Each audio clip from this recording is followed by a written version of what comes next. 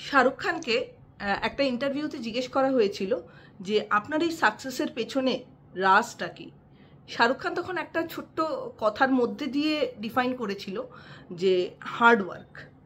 তো হার্ডওয়ার্ক কি সেটাকে ওনাকে এক্সপ্লেন করতে বলাতে উনি বলেছিলেন, আমি যখন একটা কাজ আমি পাই, সেটাকে আমি কাজটা পেয়েছি বলে নয়, কাজটা পেয়ে সেটাকে প্রপার ওয়েতে আবার ফিরিয়ে দেওয়া, কাজটাকে করে এবং এমনভাবেই করব যাতে আমার আগে পিছে সামনে পেছনে কেউ থাকবে না।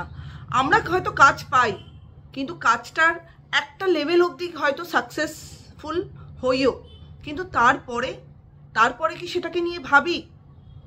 সেটাকে নিয়ে কিন্তু আর ভাবি না। সাকসেসফুল হয়ে গেলাম, ব্যাস সেখানেই সেটা স্টপ করে দিলাম।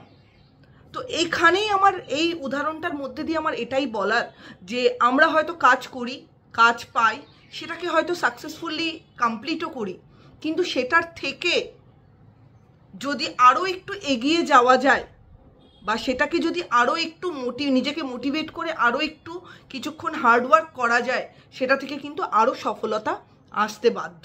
কাজেই হার্ডওয়ার্ক করে নিজের যে কাজের জায়গাটা সেটাকে আরও এগিয়ে নিয়ে চলুন। হার্ডওয়ার্কের মধ্যে দিয়ে, হার্ডওয়ার্কের সাথে লাগান আপনার স্কিল, আপনার নলেজ, আপনার পজিটিভ অ্যাটিটিউড। হ্যাঁ, অবশ্যই পারসেপশন সেন্সেশনটাকে কিন্তু আলাদা করবেন না। চোখ কান খোলা রেখে হার্ডওয়ার্ক করুন, অবশ্যই সাকসেসফুল হবেন। ভিডিওটা ভালো লাগলে অবশ্যই লাইক অ্যান্ড সাবস্ক্রাইব করে দেবেন। সবাই ভালো থাকবেন, সুস্থ থাকবেন। নমস্কার।